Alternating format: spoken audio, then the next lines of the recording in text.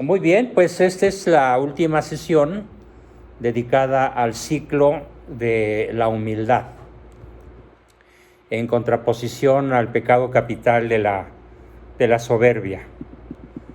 Como recordaremos, la sesión pasada analizábamos la humildad como desde el punto de vista de sus efectos en la sociedad.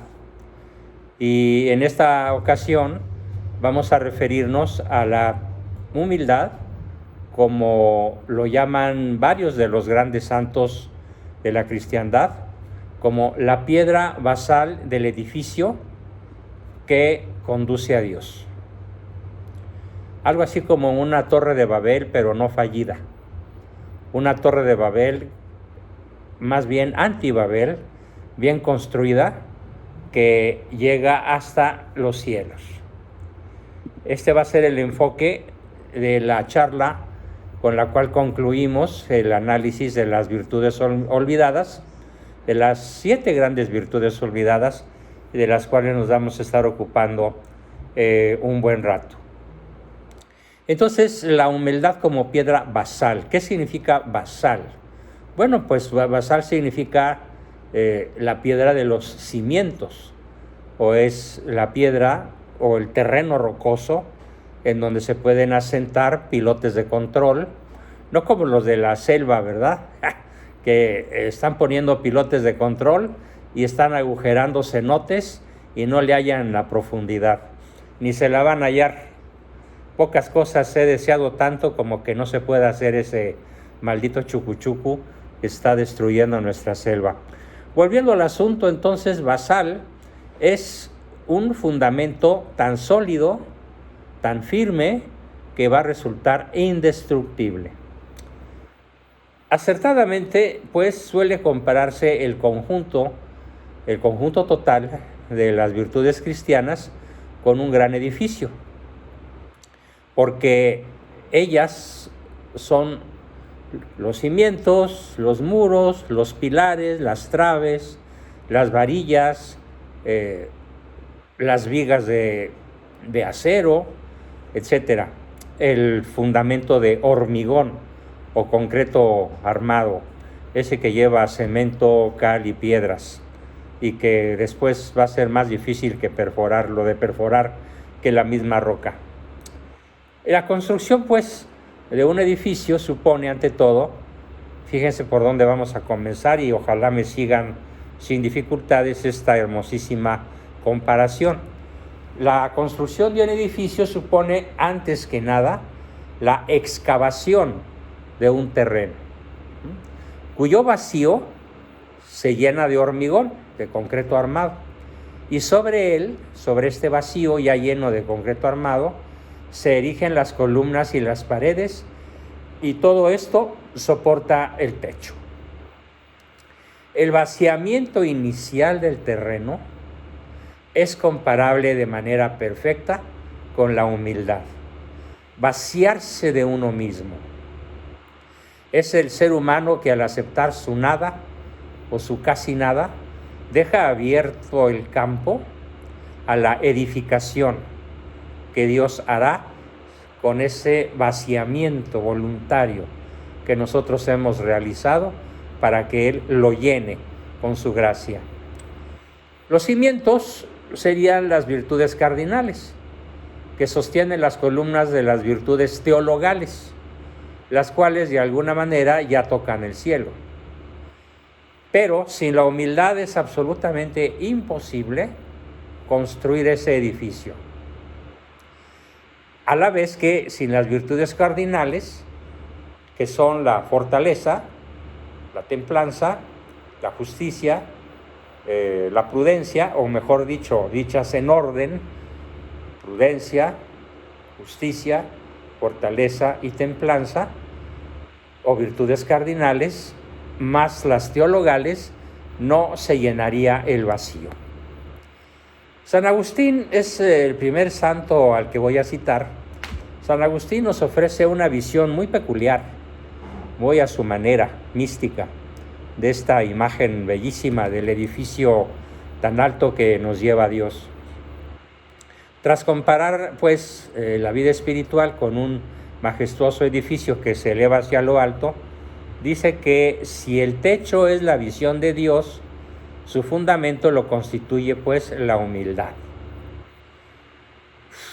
Antes de intentar el acceso al techo, será preciso ahondar profundamente, tanto más cuanto el techo se le requiera o se le quiera más elevado.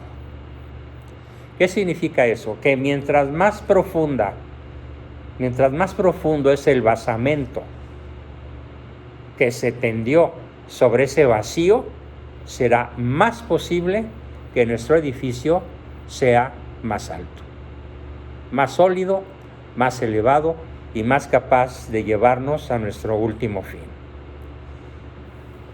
Dice literalmente el santo: ¿quieres construir un edificio muy alto? Reflexiona antes sobre la humildad, que es su basamento, su fundamento. Ahora, yo comento, Dios nos ha llamado a las cumbres más altas de la creación. Incluso aquí cito a Cristo, quien dice: sed perfectos como vuestro Padre Celestial es perfecto. Y por supuesto, esta expresión de Cristo no tiene nada que ver con el malhadado y perverso perfeccionismo humano, que suele ser, en la inmensa mayoría de los casos, una demostración de soberbia. ¿Por qué? Porque ¿cómo yo me voy a equivocar? Eso significa que la medida del edificio es sin medida y sin límite. El edificio, pues, que vamos a construir es sin medida y sin límite, de donde el fundamento habrá de ser lo más hondo posible. Luego, ese vaciamiento, para que quepa la mayor cantidad de hormigón armado, de concreto armado, ese vaciamiento tiene que ser lo más ancho, profundo y largo posible. Ahora bien, es cierto que las virtudes teologales son las más importantes, ya que unen al hombre con Dios. Pero el hombre es un ser tan voluble y tan tornadizo, somos tan ambivalentes, tan cambiantes, tan impredecibles muchas veces, que Dios nos pide que la humildad sea la base del edificio para que éste se pueda mantener intacto, incólume, y que resista las que resista los movimientos telúricos, que pueden ser oscilatorios o trepidatorios o ambos. Cuando un terremoto es trepidatorio y oscilatorio, pues como el que acaba de suceder en Turquía, pues resulta que hay 5 millones de personas sin hogar. Así de terrible puede ser un terremoto trepidatorio oscilatorio, o sea, mixto, sobre todo si sobrepasa los 8 grados, como sucedió en Turquía. Bueno, pues la humildad, nos dice Santo Tomás, es de tal naturaleza que es la única virtud que puede lograr esta resistencia a los grandes terremotos de la vida. Porque el humilde no va a decir: ay, no soy como los demás hombres. O como dice el peje lagarto: nosotros somos diferentes. Sí, claro, pero porque son peores, ¿no? Santo Tomás, pues, ha hecho suya la imagen patrística. Patrística quiere decir construida por los padres de la Iglesia, del edificio espiritual. Y nos dice así, aquí lo cito textualmente: el conjunto ordenado de todas las virtudes, escribe, se asemeja a un verdadero edificio, en el que con toda propiedad se puede comparar con el fundamento a la virtud que primero se adquiere, y es base de la construcción entera. Ahora bien, continúa, las verdaderas virtudes son infundidas por Dios, como la fe, la esperanza y la caridad. Hay dos maneras de entender lo que es primero en la adquisición de las virtudes. Ante todo, indirectamente, como lo que se descarta por los obstáculos. En ese sentido, la humildad es la que elimina la soberbia. Y al quedar eliminada la soberbia, ocupa el primer puesto. Pero no ocupa el primer puesto en importancia, sino en el primer paso. Es decir, es la primera condición sine qua non, lo demás no se va a dar. El acto de autovaciamiento del yo que nos va a evitar el yo no soy como los demás hombres y te doy gracias por eso, Señor. Esta acción de vaciamiento, de autovaciamiento del yo, permite desvanecer la hinchazón, así, tal cual, la hinchazón de la soberbia. Este vaciamiento hace al hombre dócil y abierto al influjo de la gracia de Dios. Lo dice en latín y vale la pena leérselos en latín. Espero que lo entiendan y si no se los traduzco. Ad suscipiendum influxum divine gratiae. Traducción: hace al hombre dócil y abierto al influjo de la gracia de Dios. Esto nos lo enseña el apóstol Santiago, cuando dice en una de sus cartas: Dios resiste a los soberbios y da su gracia a los humildes. O sea, a los soberbios Dios se les opone. Ahora imagínense a un soberbio tratando de pelear con Dios. Evidentemente será derrotado, pero el soberbio siente que no. Sobre todo cuando intenta, y lo hace, de facto, de hecho lo hace, modificar los lineamientos morales de la conducta humana, cambiar de fondo y de forma la ética, lo cual entonces constituye el principal acto de soberbia.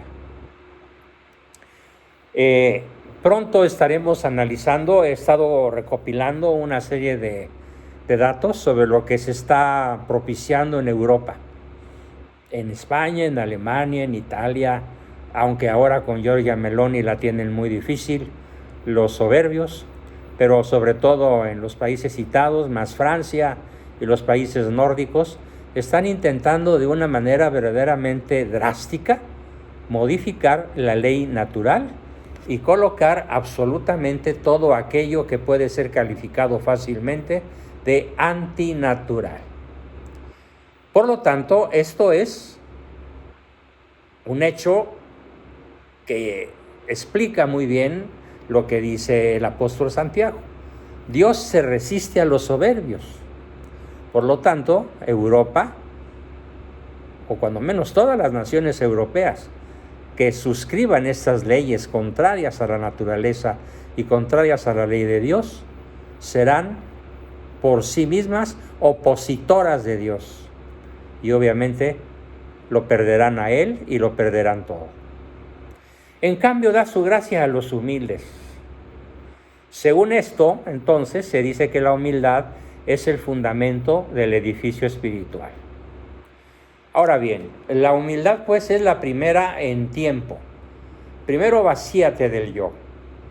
Primero deja de ser hinchado de ti mismo. Y en una segunda manera, dice Santiago el apóstol, se puede entender que es una virtud primera, directamente por cuanto nos da acceso a Dios. Pues bien, el primer acceso a Dios no nos lo da la humildad. Es la primera en tiempo, pero no es la primera en importancia, por cuanto que es la fe la que nos da el acceso a Dios. Pero ¿qué sucede? ¿Qué se necesita para tener fe?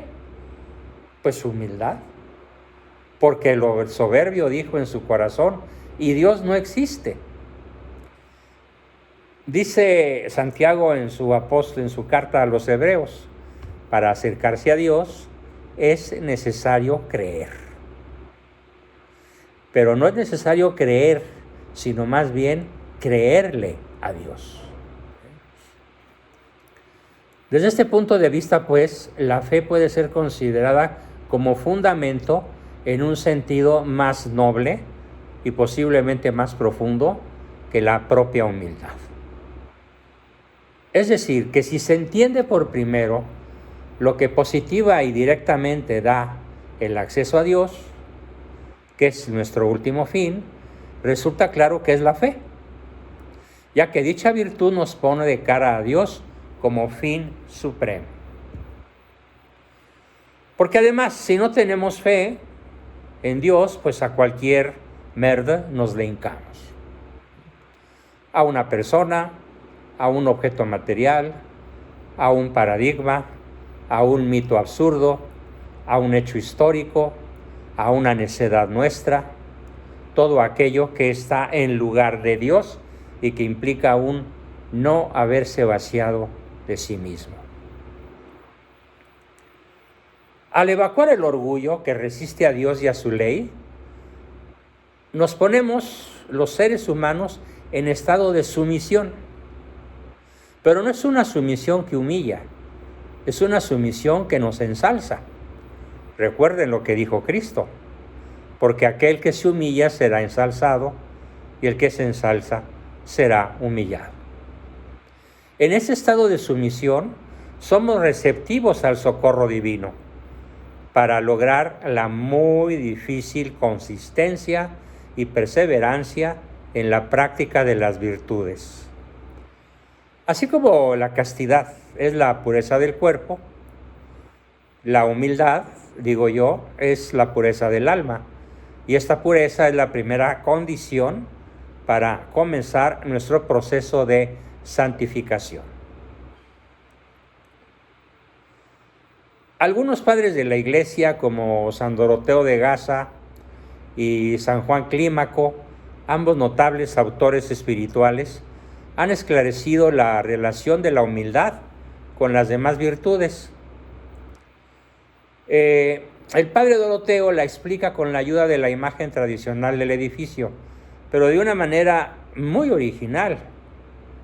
Veámosla, y teológicamente más profunda. Él dice que el fundamento del edificio espiritual es la fe, pero la argamasa sobre la cual el constructor debe apoyar cada piedra es la humildad. Como quiera que sea, la primera imagen del vaciamiento para colocar la humildad, como la segunda, que es la fe y la argamasa, es decir, el cemento, el pegamento, para unir a cada piedra es la humildad, se le mire de una o de otra forma, la comparación en ambos casos es espléndida. ¿Por qué? Porque si se pusiesen las piedras unas sobre otras, sin ese pegamento, sin esa argamasa, sin esa mezcla que une a una con otra, ellas se desunirían y todo el edificio se vendría abajo. Y en cuanto al techo, estos padres de la Iglesia nos platican que es la caridad, el techo, porque la caridad es la culminación de las virtudes, sobre todo cuando la caridad se da como una práctica heroica. Por ejemplo, la práctica heroica de pedir o de trabajar o de ser benevolente, incluso con el adversario.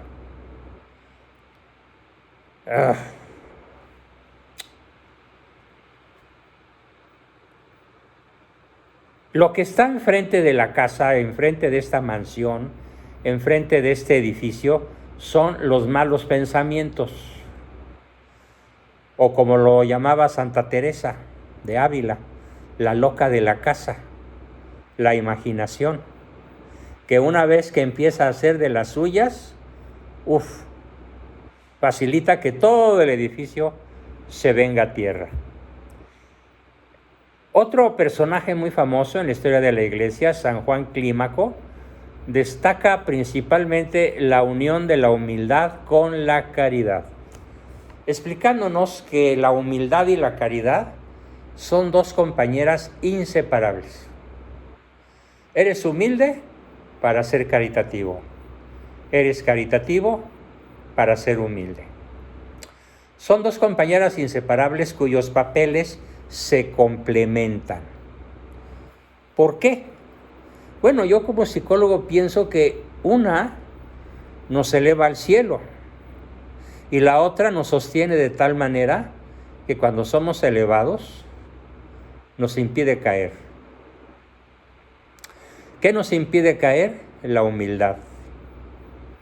¿Qué nos precipita al vacío? La soberbia.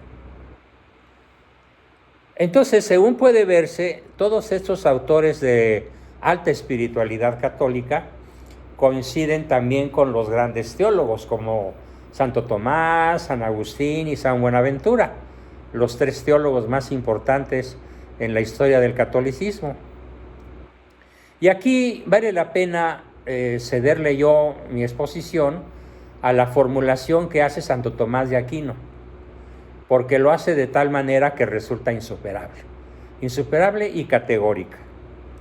Dice él: es la humildad cierta disposición al libre acceso del hombre a los bienes espirituales y divinos.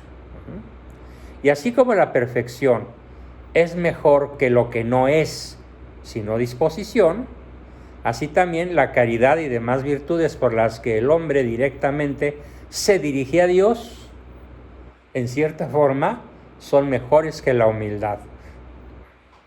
Pero sin la argamasa de la humildad, no se sostiene, aunque sean mejores. Aquí vale la pena destacar la palabra disposición. En psicología se usa mucho este término disposición para referirnos a una especie de talento no desarrollado, pero que de alguna manera ya se tiene. No se llama disposición, en psicología se llama predisposición o talante para. ¿Sí? Y aquí vamos a destacar esta palabra disposición, que es caracterizada en el tema que nos ocupa por la humilde disposición a recibir los bienes divinos. En donde vale la pena repetir un concepto que ya he dicho, pero que aquí queda, perdón por el dicho tan trillado, como anillo al dedo. En ese sentido podemos volver a lo que afirmamos poco antes, hace rato, a saber que la humildad es una especie de vaciamiento interior, un vacío que conviene hacer en sí para que Dios lo pueda llenar con su gracia.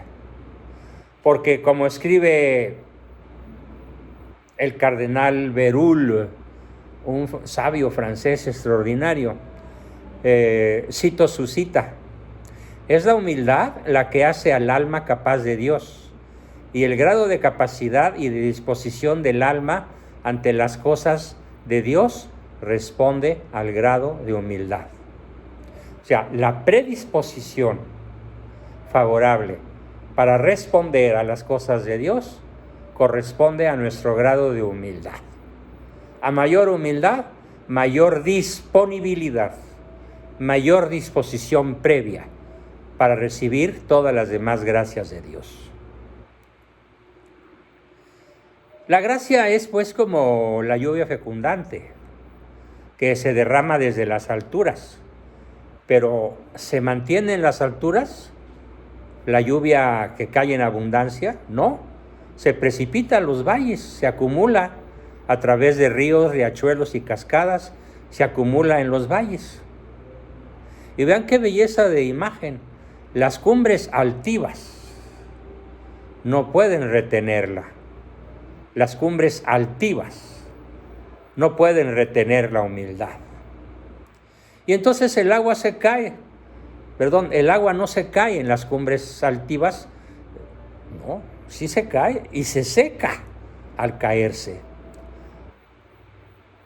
Nos dice San Buenaventura: haceos valles y recibiréis la lluvia, porque las depresiones terrícolas terrestres se llenan con ella y los valles reverdecen.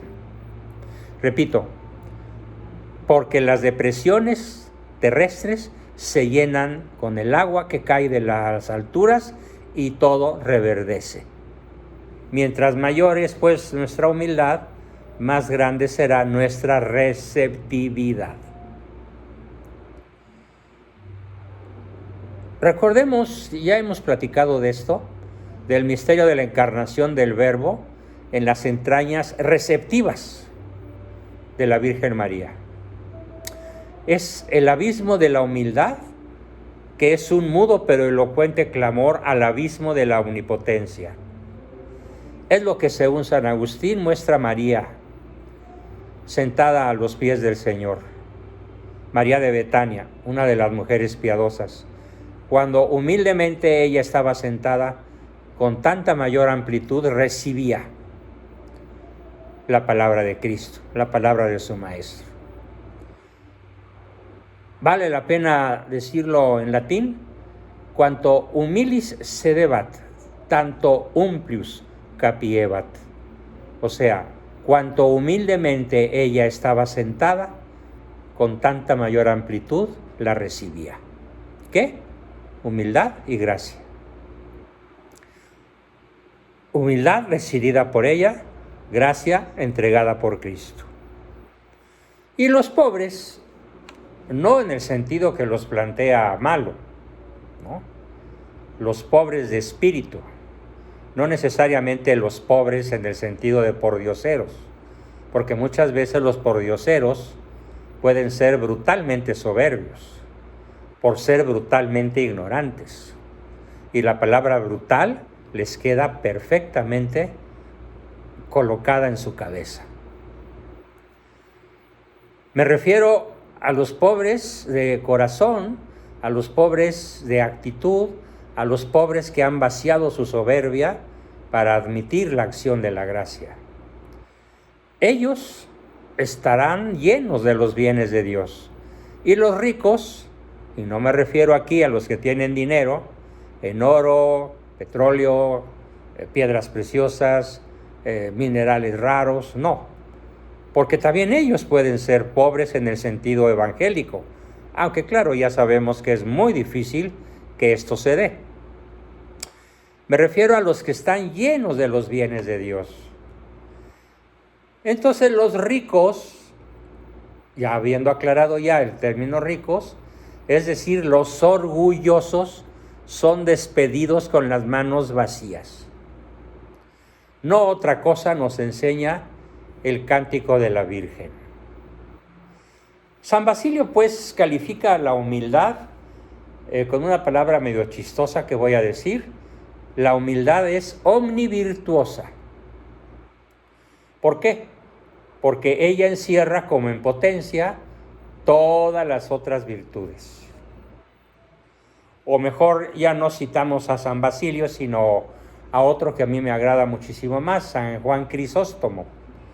Y no porque se llame Juan, La madre, la raíz, la nodriza, la base y el vínculo de todas las demás virtudes es la humildad.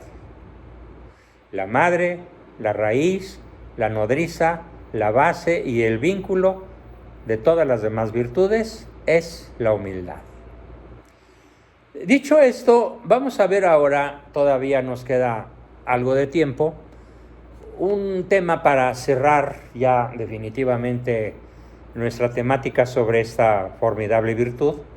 Hablemos pues un poco de la humildad y del progreso espiritual.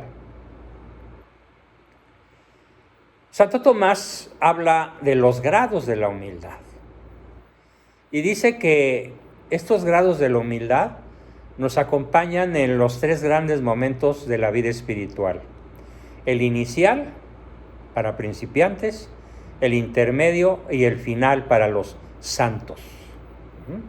Hay pues un grado mínimo de humildad que corresponde al grado ínfimo de la gracia, un grado medio o mediano, que es todo el recorrido de la vida espiritual hasta llegar a la perfecta unión con Dios, y un último grado propio de las almas que ya alcanzaron la cumbre de su transformación en Cristo. Ejemplos, pues los que han recibido los estigmas, como San Francisco de Asís o el Padre Pío, por solo citar a 2. Desde la humildad inicial hasta la suprema, se extiende ante nosotros un terriblemente largo, penoso y dificilísimo itinerario. Pero bueno, gracias a la humildad primera, enseña Santo Tomás, se orilla el obstáculo de la salvación.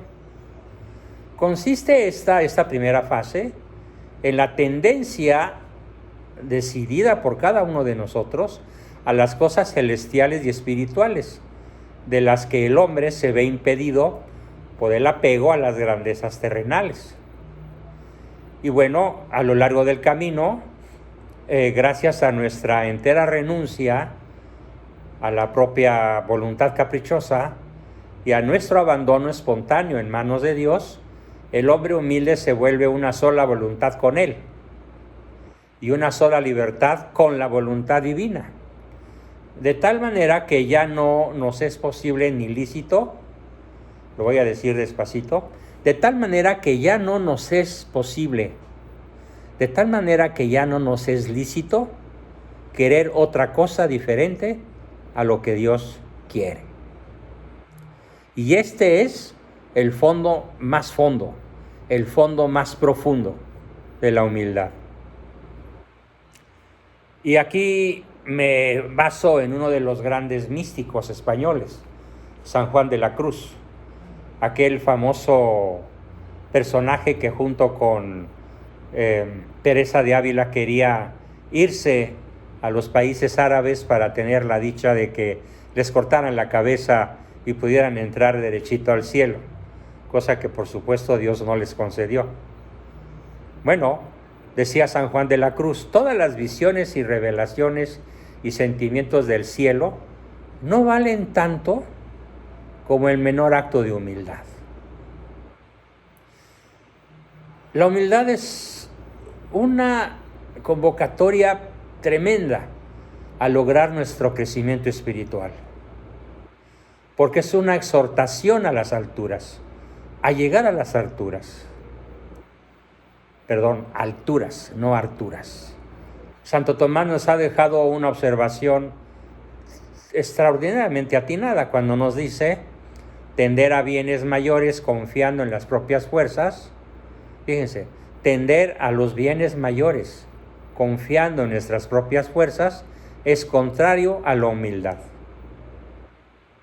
Pero tender a ellas confiando en el auxilio divino no solo no va contra la humildad, sino que es el camino más sencillo, más fácil y más seguro para que Dios nos exalte hasta las cumbres de la humildad y de la santidad. ¿Aparece?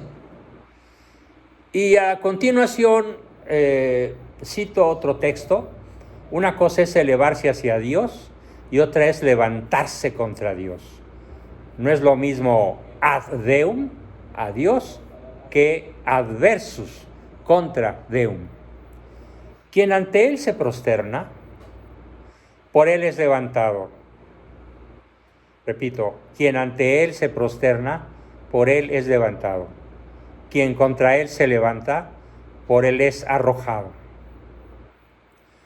Por lo demás, no hay que pensar que, y con ello volvemos a aquella objeción de Nietzsche, que nos referimos al comienzo de nuestros temas, cuando decía Nietzsche torpísimamente que el cristianismo es apocante, que el cristianismo es una religión para débiles, que el cristianismo es una religión para perdedores.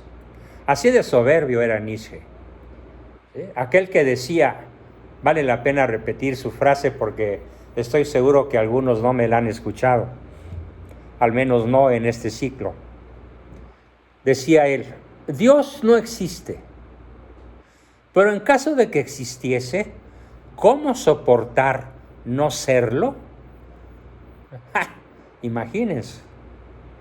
O sea, lo único que él encontraba insoportable era no ser Dios. Bueno, pues este Nietzsche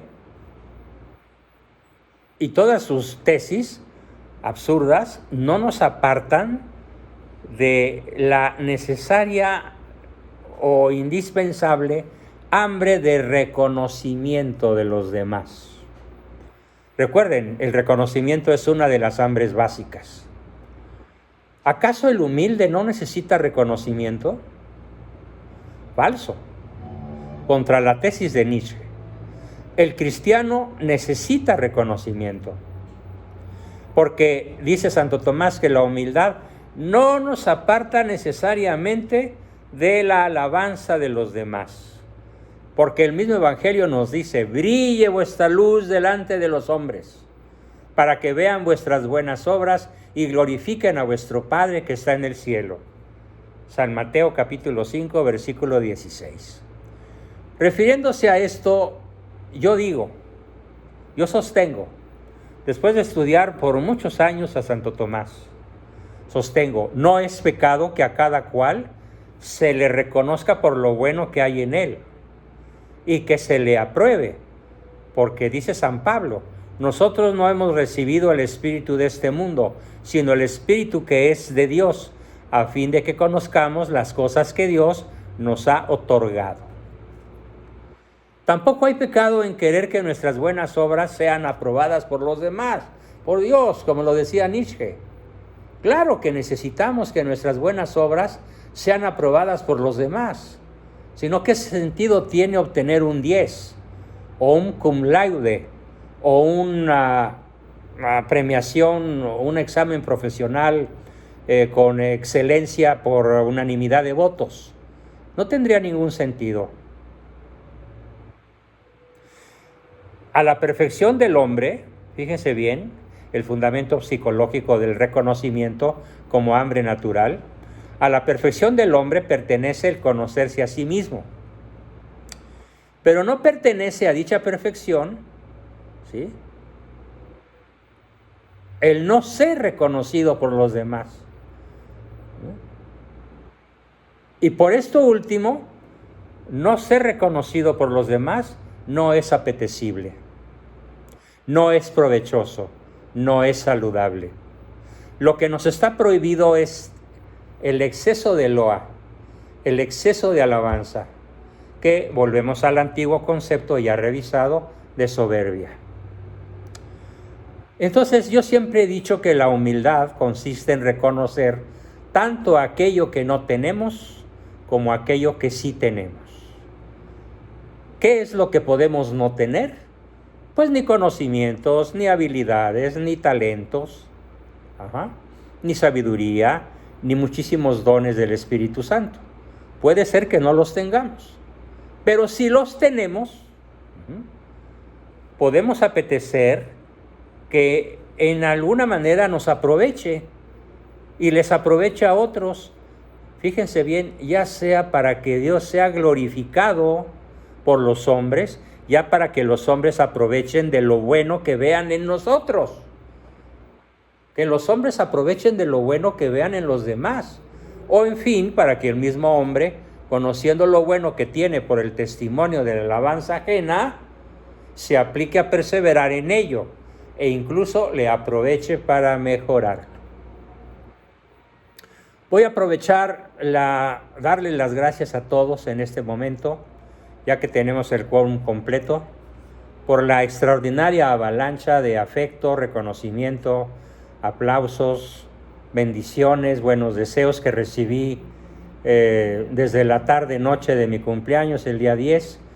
Ayer durante todo el día prácticamente estuve anonadado, sometido a una avalancha de todo esto. Y bueno, siguiendo a lo que nos enseña Santo Tomás, ¿cuál fue el efecto principal que en mí causó? Bueno, pues esto. En fin, para que la misma persona, conociendo lo bueno que tiene por el testimonio de la alabanza ajena, me aplique yo a perseverar en ello e incluso me aproveche para poder mejorarlo. Esto saco de todo lo que ustedes me dijeron. Con esto me quedo. A aplicarme a perseverar en todo aquello que ustedes me han reconocido, pero sin olvidar para nada que todo lo bueno que hay en mí proviene de Dios. Yo lo único que hice al principio, muy al principio de todo lo que hemos estado exponiendo, fue esa preparación inicial, voluntaria, para la cual ciertamente también hace falta el auxilio divino. Vaciarse de uno mismo, vaciarse de mí, vaciarnos de nosotros, para que la humildad ese enorme valle que hemos creado con el vaciamiento de nosotros mismos, se llene con el agua, con la lluvia que cae de las alturas. Y continúo un pensamiento más todavía sobre mi apología por el reconocimiento, tan necesario para todos nosotros, los seres humanos. Si Dios aprueba todo lo que es bueno y lo alaba en la gloria delante de los ángeles, fíjense, lo alaba en la gloria. Dios es alabado delante de los ángeles. Parece conforme al orden que lo bueno sea aprobado y alabado en la tierra, ¿sí? Así que no hay motivo alguno de alarmarse por ello, ya que con tal que sepamos y confesemos el manantial original de nuestros méritos, nos regocijaremos con sencillo corazón al ver confirmado por la alabanza de los hombres el agrado de Dios. Repito este bellísimo pensamiento. Nos regocijaremos, me regocijo con sencillo corazón al ver confirmado por la alabanza de los hombres el agrado de Dios. Porque créanme que todos aquellos que no faltaron, adversarios ideológicos de un servidor, pues no faltaron los insultos, las maldiciones y los malos deseos. Pero todos ellos en común tienen algo: su rechazo al cristianismo, su rechazo al evangelio, su rechazo al bien y su profunda adicción soberbia al poder y a las incitaciones del maligno. Por eso repito esta formidable frase: nos regocijaremos con sencillo corazón al ver confirmado por la alabanza de los hombres el agrado de Dios. Y esto sin contar con que hay almas cuya timidez y desconfianza en sí mismas necesitan de nuestro aliento y de nuestro estímulo. Y aquí volteamos la oración por pasiva. Es una oración, es una obligación de caridad proporcionar el reconocimiento. Sobre todo, repito, a esas almas de suyo tímidas y desconfiadas de sí mismas, que necesitan de nuestro aliento y de nuestro estímulo, de modo que una alabanza discreta, apropiada, adecuada, oportuna, eficaz, puede serles de extraordinario provecho. Tengo en medio de mis centenares de mensajes recibidos, personas que me han escrito dándome las gracias por, en particular, este asunto. Gracias, doctora Abascal, por haberme ayudado a descubrir mi propia valía, mi propio merecimiento para tenerme en muchísimo más de lo que me tenía mi marido, para tenerme en muchísimo más de lo que me tenían mis padres autócratas, descalificadores y manipuladores, para reconciliarme conmigo misma y redescubrirme como hija de Dios. Sin las tesis poderosamente de usted explicadas sobre nuestra hambre de reconocimiento, me ayudaron a reconciliarme conmigo misma.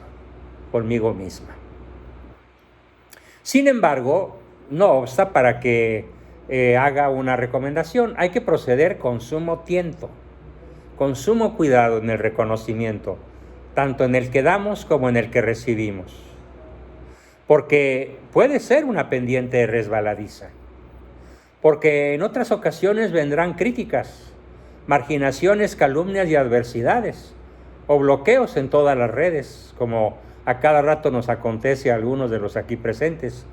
Lo importante, pues, es perseverar, sepultándonos en el crisol divino. El crisol es el lugar donde el acero y los metales son fundidos para que alcancen su mayor grado de pureza y de perfección. El crisol divino es justamente la crítica, la marginación, la calumnia y la adversidad. Por encima de las alabanzas y de los vituperios de unos y de otros, el humilde solo codiciará. Es mi invitación. Los humildes, verdaderamente, cuando somos humildes, solo codiciaremos amar a Dios. es la cumbre de la humildad. Entonces ya, ¿qué importan las pompas, ni los gozos, ni las honras, ni los halagos o desengaños del mundo? Ya no importan. El amor y solo el amor es la senda y el término de nuestra jornada. En esta cima, amor y humildad se confunden, haciéndose una sola virtud con dos diversos nombres. Así como la Eucaristía es el colmo de la humildad, porque lo es a la vez el colmo del amor. ¿Por qué? Porque en su carácter místico le viene la humildad y la caridad y el don del temor de ofender a Dios, que nos otorga cierta connaturalidad con lo divino. Caridad con Dios, pero también caridad con nuestro prójimo.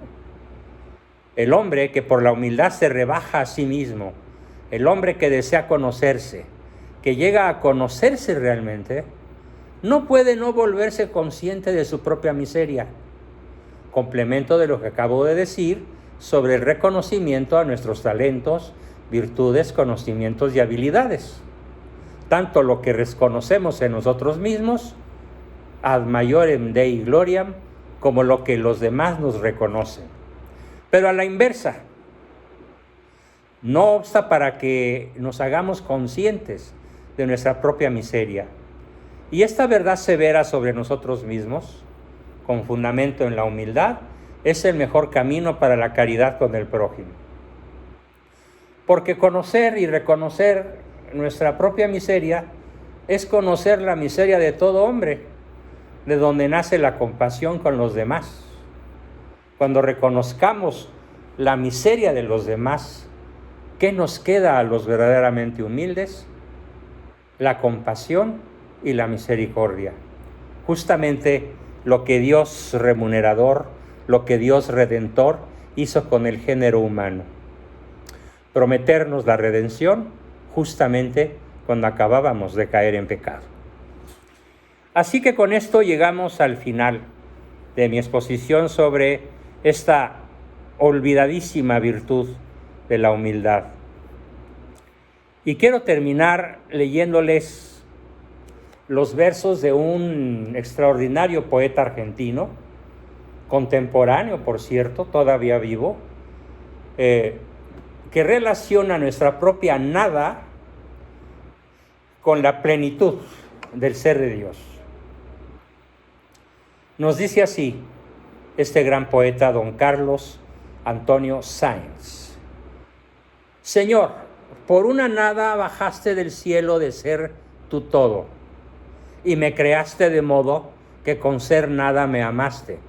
En mí, siendo tu contraste, pusiste tu semejanza, misterio que no se alcanza. Tú eres el ser, yo mi nada, y tu ser no me anonada, pues mi nada es esperanza. Tú eres el ser, yo mi nada, y tu ser no me anonada, pues mi nada es esperanza. Bien, con esto terminamos la exposición de hoy y el tema sobre la olvidadísima virtud de la humildad en su último tramo, para que la próxima sesión veamos una nueva virtud que nos tocará ya a partir del próximo miércoles. Bien, comenzamos con nuestra sesión de preguntas, respuestas, dudas, aportaciones, comentarios y demás. Adelante, por favor.